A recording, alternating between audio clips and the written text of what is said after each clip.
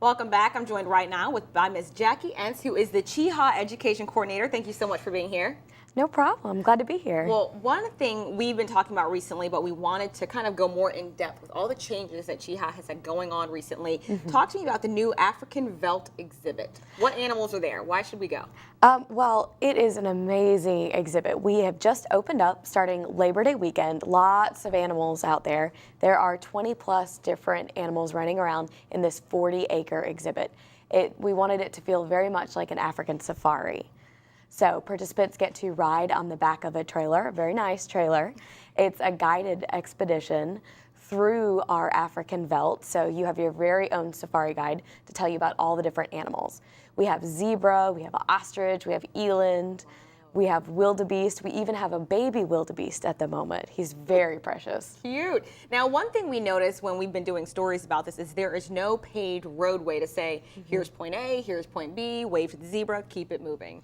Why is it that you don't have any paved roadways for this particular exhibit? Well, that's what makes this exhibit so unique, is that it's never going to be the same. The animals have a 40-acre exhibit, so they're allowed to roam around, interact with each other as they please, as well as browse, graze, and do everything that an animal would do in the wild.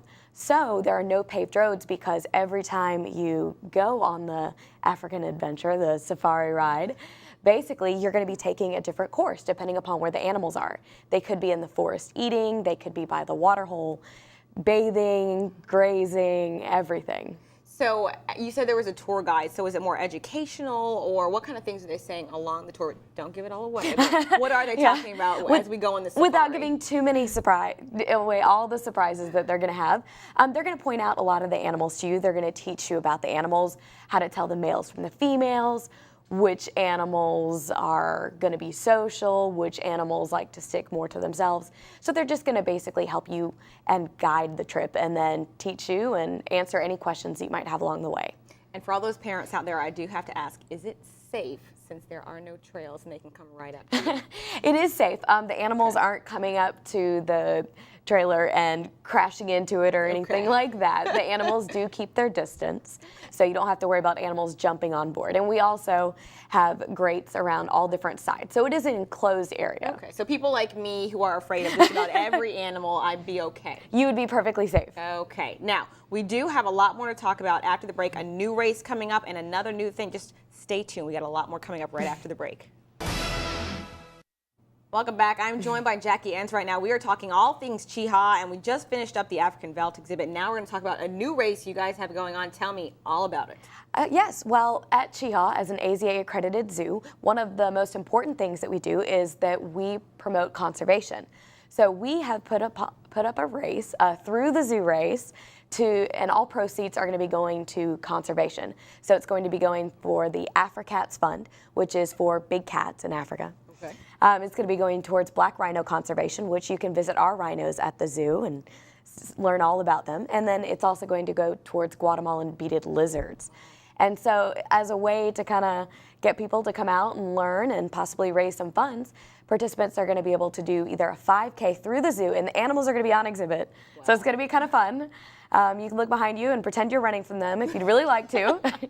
And then we're also going to have a 1 mile run your tail off run for all ages as well. Very fun. Now, for those of you who might not be run savvy, a 5K is 3.1 miles. So if you're a runner or a jogger or a walker, yes, you can participate any way you want to do. If you want to crawl, that's fine as well. So they're not actually being chased by anything though, right? No. Okay. Just checking. Now, what else do we have? I know a lot of people look forward to Boo. I'm going to mess it up. Boo at the zoo. What's it called? we used to do Boo at the zoo, but this year we're taking a little bit different of a turn. Okay. This year we're gearing towards some of the older crowds. We are going to have the Lost Woods at Chehaw. Which is going to be scary. Okay. Yeah, so for those of you who have been at Chehaw after hours, you know that it can be a little bit scary. We do have 800 acres, only 200 of which is developed. So we're going to utilize some of this undeveloped area to create very scary situations in which participants can walk through and scream and be very, very scared.